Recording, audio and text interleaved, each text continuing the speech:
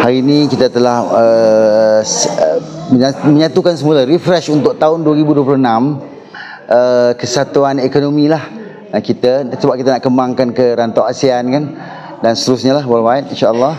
Jadi kita gabungkan hari ini ialah Sekretariat Kesatuan Ekonomi ASEAN ni, termasuk juga hari ini di PPUM Dewan Permufakatan Perdagangan Putrajaya, sebab kita kawan cabang Putrajaya, dan juga NH Mall Worldwide sebagai showroom lah, office lah, center lah untuk semua usahawan berkumpul, mana yang memilih NH Mall untuk kita kembangkan produk masing-masing ke pasaran dalam negara ataupun luar negara.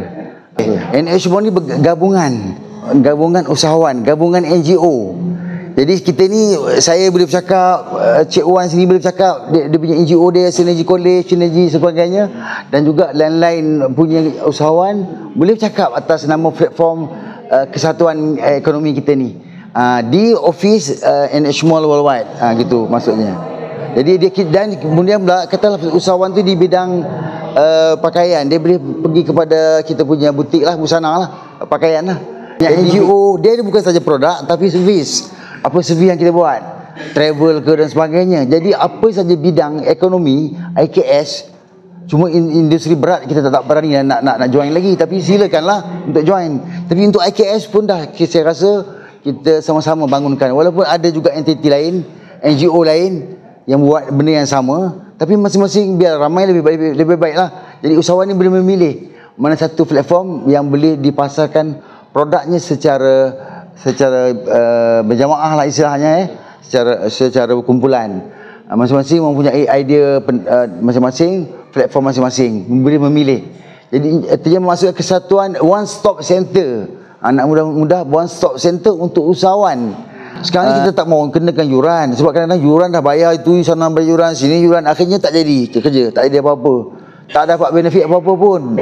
Jadi nak tu belum kira minyak tol lagi, semua tu masa, sebab kita tak mau membuang masa lah kan, dalam keadaan kita nak menyatukan semula ni ekonomi kita ni supaya sama-sama bangkit lah untuk mempromosikan di bidang. Dan kita pula lebih kepada minat kepada usahawan agrotani sebenarnya, sebab untuk masa depan kita perlukan agrotani ataupun agroternak lah.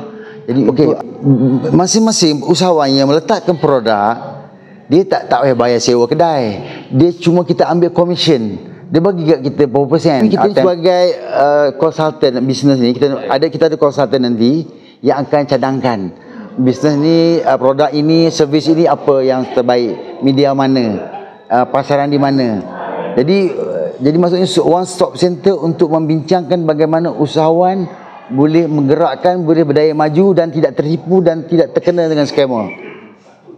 Dan diberi setakat ni, kalau kita tengok produk kat sini, kalau produk saja saya rasa tak kurang hari setakat ni ada 10 yang mendaftar dengan kita. Produk banyak, ada satu syarikat produk 2, 3, 5 kan.